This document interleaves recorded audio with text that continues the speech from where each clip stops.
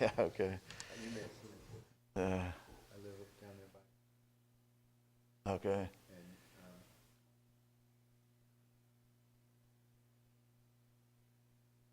Oh, yeah? it worked. Oh, yeah, that's great. Yeah, good. Take people away from the don't want to go to the beach anymore. Right. Good for me. Yeah. Okay, we're going to begin. Good afternoon, everybody. I'm Peter Zanoni, Corpus Christi City Manager. And today's our daily briefing on COVID-19, talking about new cases, number of deaths, hospitalization status, and testing information. That's what I'll be doing today. Annette Rodriguez won't be here today. We have a city council meeting, special city council meeting at 6:30. She'll be presenting there. And so she won't be here. Nueces County Judge Barbara Canales will be joining us, though. And so she'll present also this afternoon. So we want to thank the community for watching. We know that the networks and our local newspapers are covering this as they have been consistently, and we appreciate them for doing that. And we appreciate the community watching. This information is important for you, your family, your friends and neighbors, persons you go to church with, and so on. And we do have to use this information, though. Our cases continue to increase. And really what it comes down to is we need to be isolated more than what we have been doing. That's probably the best defense, is staying at home if you don't have to be out. And a lot of the cases that we are seeing, when the health district asks the person, where were you, as they do the tracing and what may have happened, a lot of them are places where they could not have been. They could have elected not to go. And that's where people are getting the COVID from. It's widespread across the community. It's not isolated to nursing homes or meat packing plants. It's community spread at this point. So my advice, I'm not a doctor or anything like that, but I would advise to stay at home as much as you can and stay away from people as much as you can, because really it's a numbers game at this point. The more you're in contact with a fellow human being, the more your chances just went up to get COVID-19. And we'll hear more about that on Friday and today from Annette at the council meeting, but Dr. Bird will be here Friday from Texas A&M Corpus Christi, and those are some of the messages that he's been consistently saying, as well as Annette, our public health director. Okay, so let me begin by going over the cases, and today is another bad number day. Our cases actually are continuing to go up, and so today, we thought yesterday was an all-time high of 388, but today we're at 445. This is close to what Dr. Bird had predicted. He said we'd be at around 500 cases towards the end of this week, just based on the math and the science of how the virus works. So that's a 15% increase from yesterday. Yesterday was our then all-time high at 388, but today with 445 cases, a 15% increase. That gives us that all-time high today. Now, I did talk to Dr. Bird just a few minutes ago to get his perspective. We're getting ready for his presentation on Friday. But one thing he pointed out to me is that the 445, when you add all our cases up, we have, if you go to the next slide, we have 4,419 active cases, 4,419. And that number seems maybe manageable, right, when we have a population of about 360,000 in Nueces County. But what he told me is that the Center for Disease Control says you can multiply your number of cases by 10 times that to get really a better indication of what may be in the community, because a lot of people don't know they have the virus, or they haven't been tested, or the testing information is lagging. And probably the primary one is people just don't know, right, that they have the virus. That's one of the dangerous things about the virus, is that you can have it and be spreading it, but you don't know you have the virus.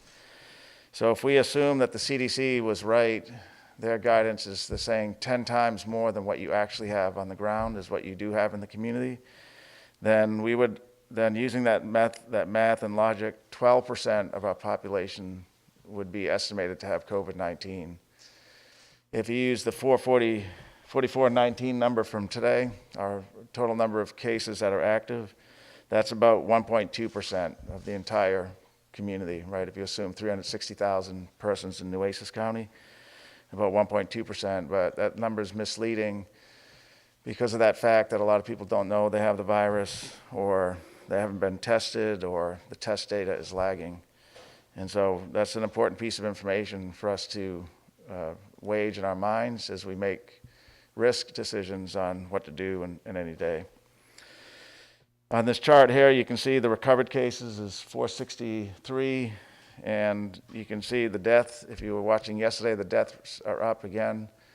8 more deaths today, and I'll show you a chart on that in a moment. The percentage of active cases is about 91% of all the cases out there. Okay, and then let's look at the number of hospitalized patients. This is also continuing to go up. So today we have 302 persons in the hospital. There were 285 yesterday. And well,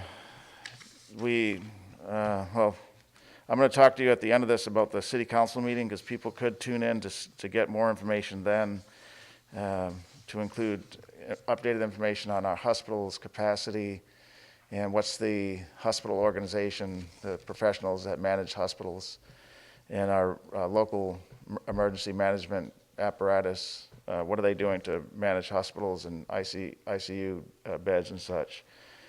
That'll be discussed at the city council meeting today, so people could tune in to get more information if you're interested in that.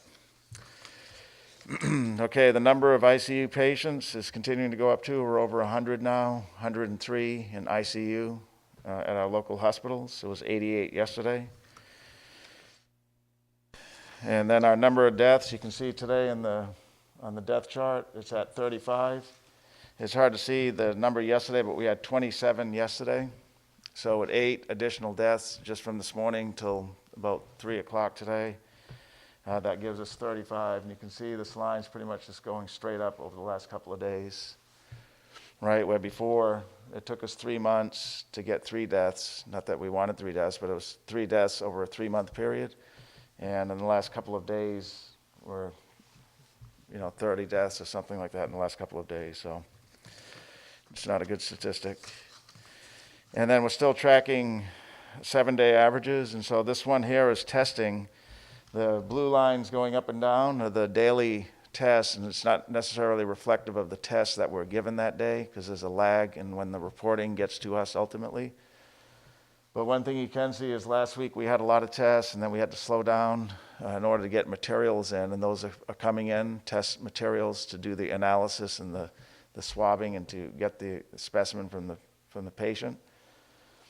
You can see it picking back up today. We have a big number today and the number of tests performed.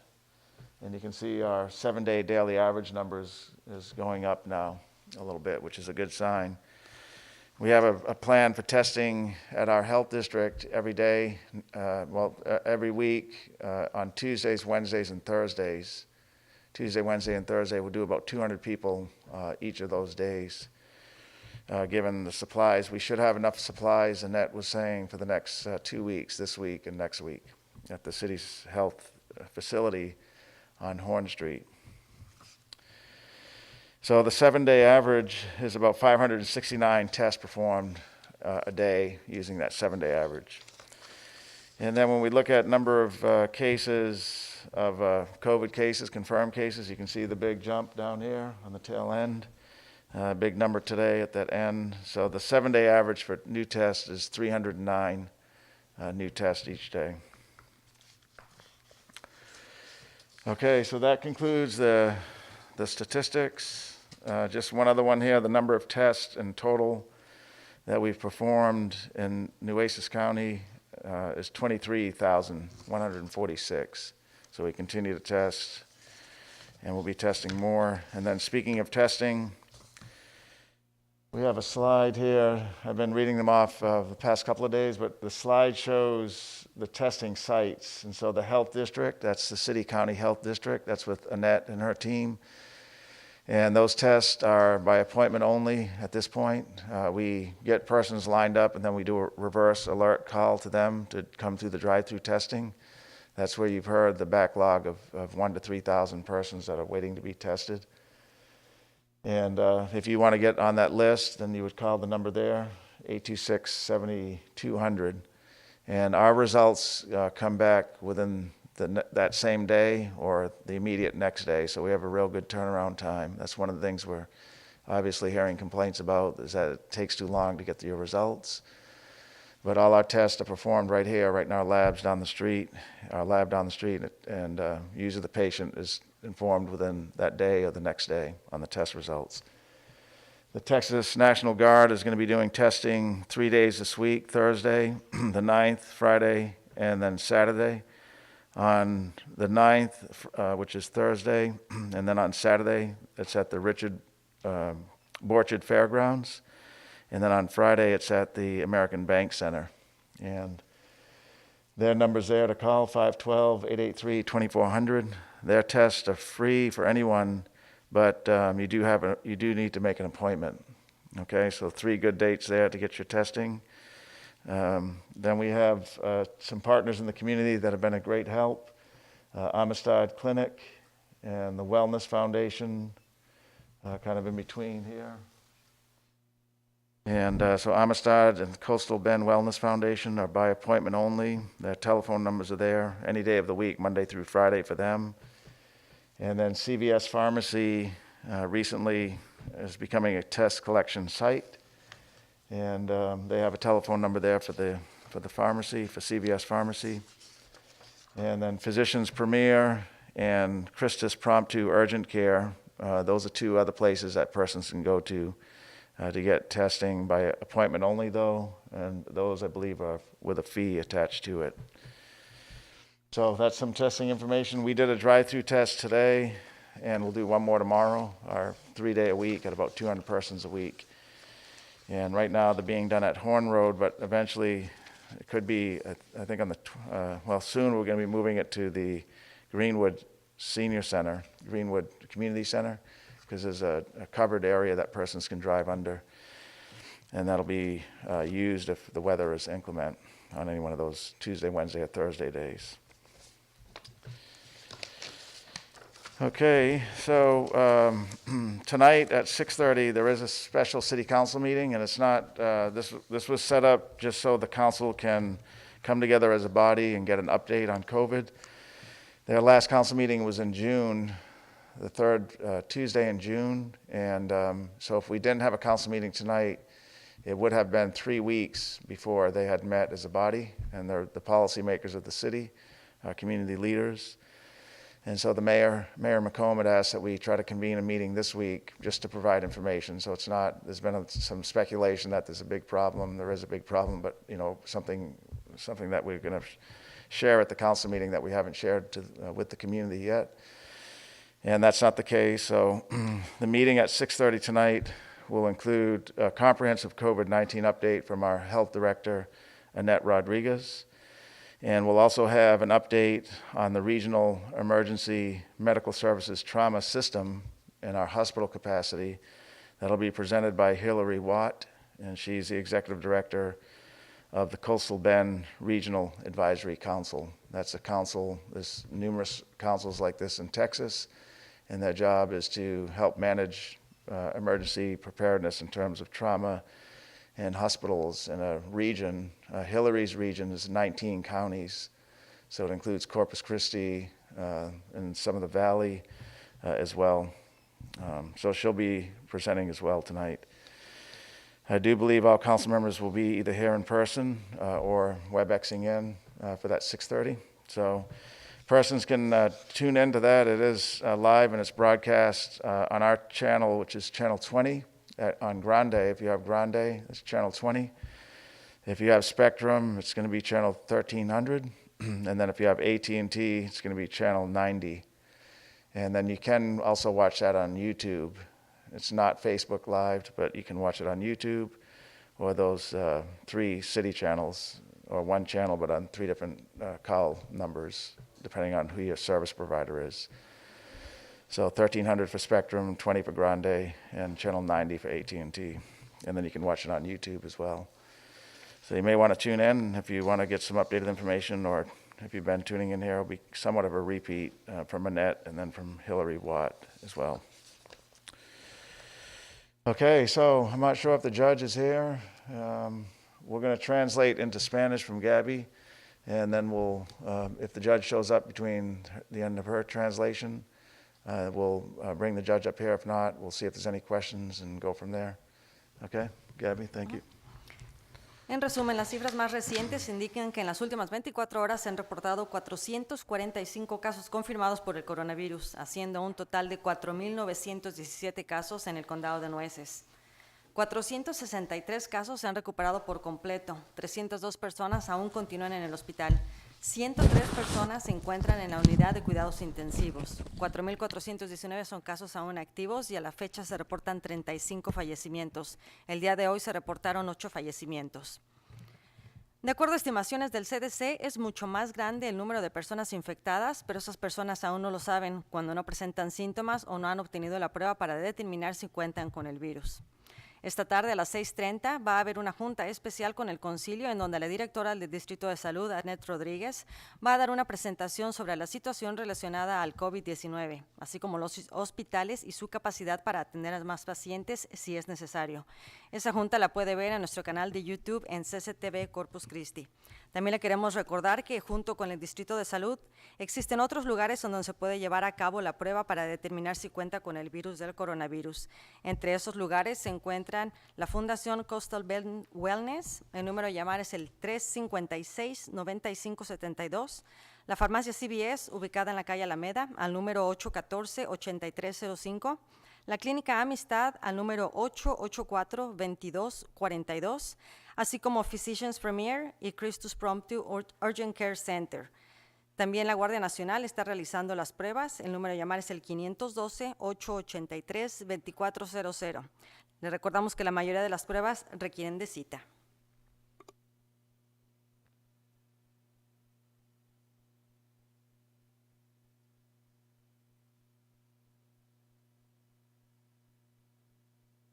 Okay, the judge has not quite arrived yet, so we could see if there's any questions at this point from anybody from the media.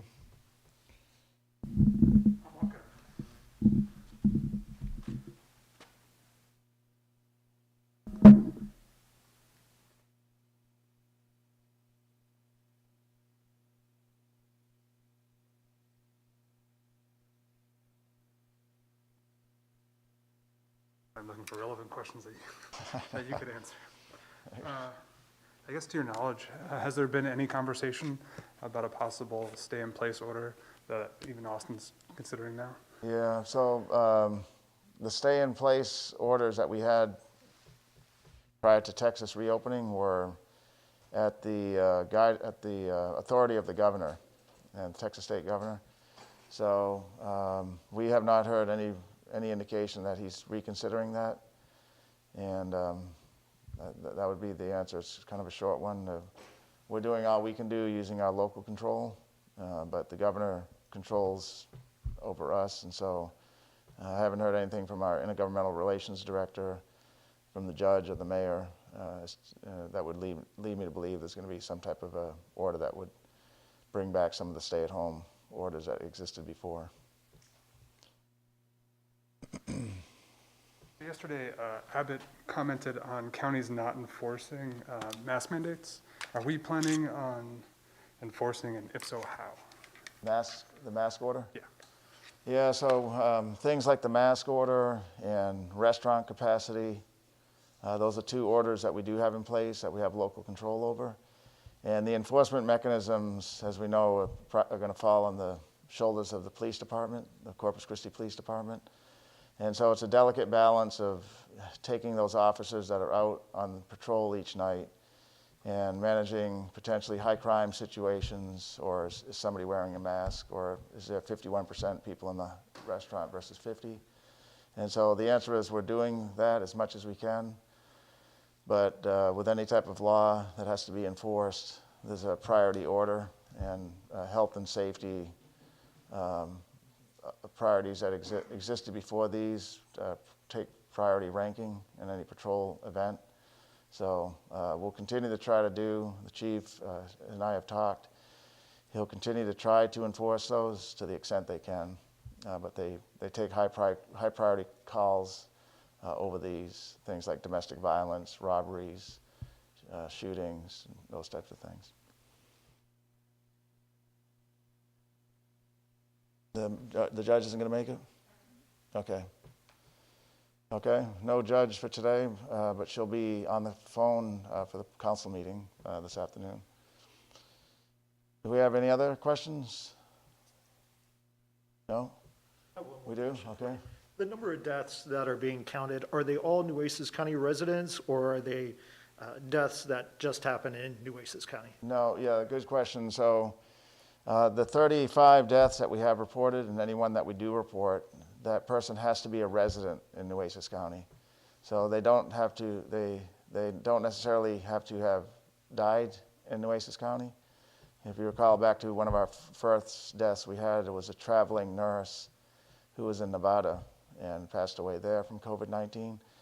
But because his permanent residency was here, we counted them as a death here.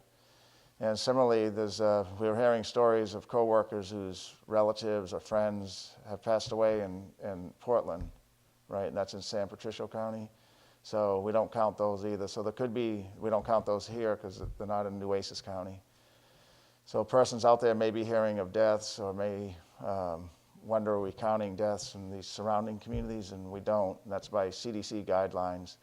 Each health district is responsible for the persons just residing in the county for which they're overseeing. And so our deaths are all Nueces County residents.